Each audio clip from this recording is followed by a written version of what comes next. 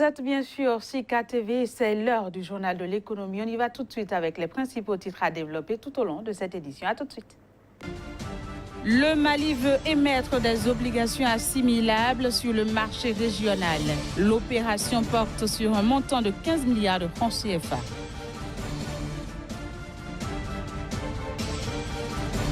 Au Ghana, le gouvernement prévoit un budget de 13,74 milliards de francs CFA. Ce montant représente l'équivalent de 25,7% du PIB ghanéen. Puis en France, le taux de chômage est reparti en légère hausse au troisième trimestre. Il a augmenté de 0,2 points entre juillet et septembre.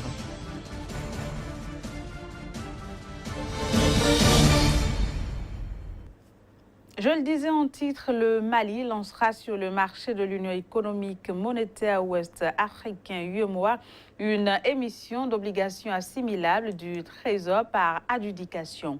L'opération porte sur un montant de 15 milliards de francs CFA sur une durée de 3 ans. L'annonce a été faite par l'Agence régionale ouest africaine de planification de la dette UEMOA titre. 15 milliards de francs CFA, ainsi s'élève le montant que le Mali veut solliciter sur le marché de l'Union économique monétaire ouest-africain. Le Mali va en effet émettre des obligations assimilables du Trésor par adjudication portant sur une durée de 3 ans. La valeur nominale unitaire est de 10 000 francs CFA et la valeur du taux d'intérêt est de 6,15%. L'échéance est fixée au vendredi 20 novembre 2020 et le remboursement se fera en totalité le premier jour ouvrable suivant la date d'échéance. Le paiement des intérêts se fera à un taux de 6,15% par an à compter de la première année. L'émission d'obligations assimilables du Trésor dans tous les pays membres de l'Union monétaire ouest-africaine vise à mobiliser l'épargne des personnes physiques et morales en vue d'assurer la couverture des besoins de financement du budget du gouvernement malien. Précisons que 25% du montant mis en adjudication est offert sous forme d'offres non compétitives aux spécialistes en valeur du Trésor habilité du Mali. Autre information dans ce journal, le Niger et le Bénin ont versé un montant de 64 millions de dollars US, soit 35 milliards de francs CFA au Nigeria pour rembourser une dette contractée pour l'approvisionnement en électricité. L'information a été révélée par le ministre nigérian de l'énergie. Imagissons.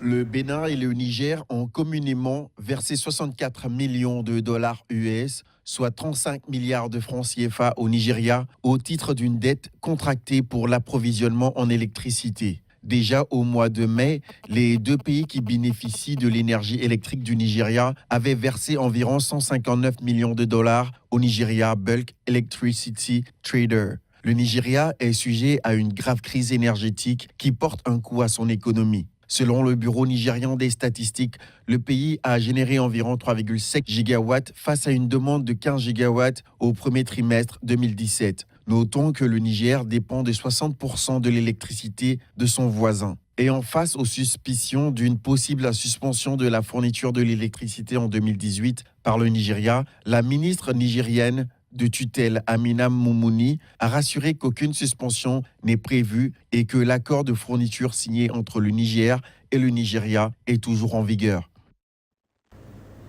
Je le disais en titre, le gouvernement ghanéen prévoit un budget haussier de 62 milliards de cedi, soit 13,74 milliards de dollars.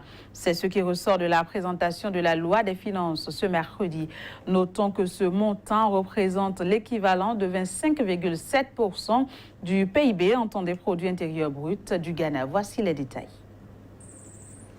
La loi de finances du Ghana révèle que le gouvernement prévoit un budget haussier de plus 14,5%, estimé à 13,74 milliards de dollars américains. Ce montant représente l'équivalent de 25,7% du PIB ghanéen. Les mesures phares de ce budget sont entre autres une réduction de 13% des tarifs d'électricité pour les ménages et 21% pour l'industrie. Ce budget prévoit également le remboursement des arriérés de dette que le Ghana a accumulés. Accra, la capitale du Ghana, table sur une croissance économique de 6,8% pour l'année prochaine, après avoir revu au cours de cette année ses prévisions pour 2017, où l'économie devrait désormais progresser de 7,9%. La reprise nette de l'activité économique après la crise financière de 2016 sera surtout tirée par les secteurs classiques, l'or, le cacao, le pétrole. Ces secteurs ont reçu cette année un coup de pouce du Fonds monétaire international.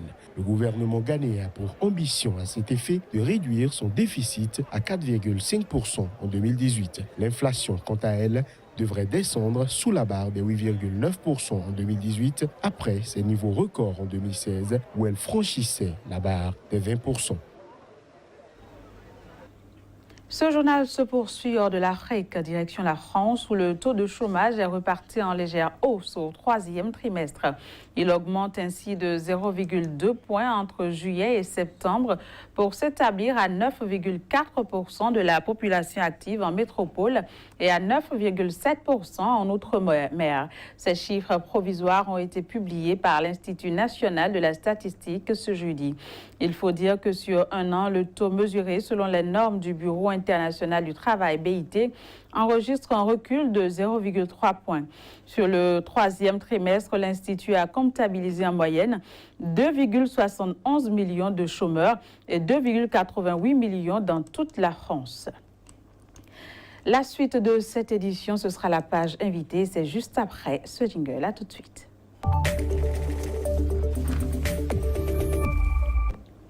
Direction le Sénégal, où le gouvernement veut consacrer plus du tiers de son budget 2018 au secteur social. Nous développerons davantage le sujet avec notre invité, Casimir Pédio, qu'on ne présente plus. Bonjour et bienvenue à vous sur ce plateau de Sika TV. Merci, bonjour Inès. Alors, génial. Alors, je le disais tout à l'heure, le gouvernement sénégalais veut consacrer plus du tiers de son budget 2018 au secteur social. Alors, un exemple de l'inclusion économique, est-ce qu'on peut dire ça? Bien sûr, génial. Il faut déjà dire que le Sénégal est en train donc de montrer le chemin de l'inclusion économique au niveau de la sous-région, bien évidemment en dehors donc de la Côte d'Ivoire qui a déjà commencé depuis des décennies, donc pas impacté positivement le secteur de la production. Je veux donc parler des PME, des PMI et surtout des méso-entreprises et industries au niveau donc du pays. Il faut déjà dire que pour 2018, le Sénégal envisage, comme vous l'avez dit, le tiers de son budget pour donc renforcer la capacité donc de ces PME, PMI et surtout des méso-entreprises au niveau donc du Sénégal.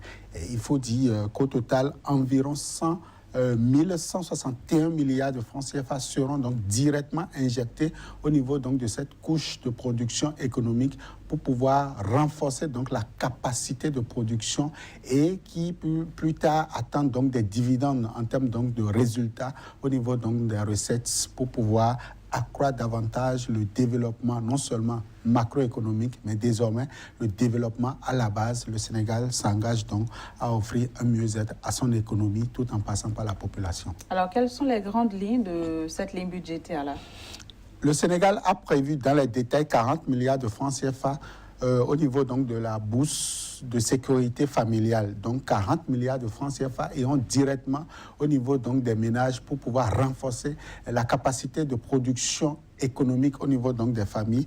30 milliards de francs CFA iront quant à l'entrepreneuriat des jeunes et des femmes. Donc la jeunesse sénégalaise et les femmes bénéficieront donc d'une enveloppe de 30 milliards de francs CFA. Voilà ce que sur le plan social on annonce pour l'État. Il faut déjà préciser que le secteur de la santé et de l'éducation de façon globale bénéficieront aussi d'une enveloppe financière évaluée à environ 50 milliards de francs CFA. Donc voilà les intentions, les belles intentions qu'annonce le gouvernement sénégalais en termes donc d'accompagnement des PME, des PMI, mais surtout de la couche la plus défavorisée au niveau donc de la pyramide donc économique. Voilà ce que le gouvernement sénégalais prévoit pour le compte de l'année 2018 pour accompagner le secteur de la production. Alors, parlant toujours du gouvernement sénégalais, l'État a annoncé des mesures d'accompagnement, notamment au secteur de production, les secteurs producteurs à la base. Quelles sont ces mesures-là, ces secteurs-là? Il faut déjà dire qu'ici, il s'agit de la formation de la jeunesse, enfin, de la formation professionnelle. Désormais, le Sénégal s'engage à quitter donc le classique de la formation, c'est-à-dire l'enseignement général où forcément on sort pour le chômage. Désormais, un accent particulier à partir de 2018 est mis sur la formation professionnelle. C'est la pratique en fait. La pratique en fait. Et donc, 38 milliards de francs CFA, environ 40 milliards de francs CFA sont prévus pour donc être injectés dans ce secteur-là pour que le résultat soit dans les 5-10 prochaines années, le résultat soit donc au profit de l'entrepreneuriat au niveau donc du Sénégal. On annonce aussi 27 milliards de francs CFA pour subventionner les intrants agricoles au niveau donc du pays. Donc vous comprenez que le sous-secteur agriculture, le sous-secteur primaire bénéficiera aussi de cette mobilisation de recettes où 27 milliards seront accordés. On annonce 15 milliards pour le programme d'urgence de développement communautaire.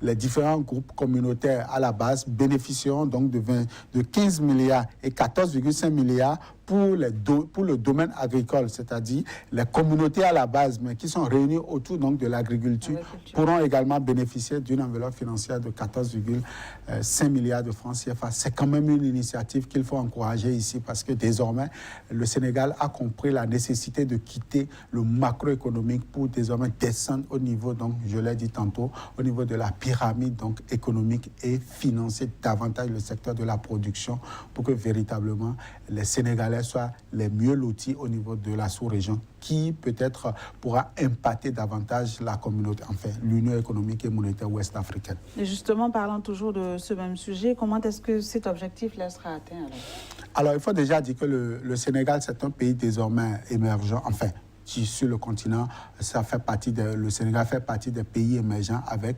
une découverte tout récemment du gaz, des puits du gaz et également du pétrole. Le Sénégal va renforcer donc la collecte de ces recettes à travers l'exploitation donc de ces différents gisements. Et donc, il y a suffisamment aujourd'hui d'intérêt au niveau du Sénégal. Il faut également dire que les investissements au niveau donc, du pays vont quitter les pays du Golfe tels que l'Arabie Saoudite et bien d'autres où on a vu quand même le gouvernement aller donc solliciter ses partenaires techniques privés pour venir donc injecter suffisamment donc du pétrodollar au niveau de l'économie du Sénégal. Alors, combiner tout ça là, vous comprenez aujourd'hui que le Sénégal pourra donc mettre à la disposition donc de ce secteur, le secteur social, 42% donc de ses recettes hors taxes. Le pays pourra donc consacrer 42% de cette recette-là au financement de ces PME et de ces PME parce que désormais, le Sénégal pourra avoir d'autres compléments en termes donc, de mobilisation de son budget, des partenaires techniques et financiers. Et donc, on pourra donc mieux faire face aux difficultés du secteur, je dirais, du sous-secteur production, du sous-secteur agriculture et de façon globale de la population à la base.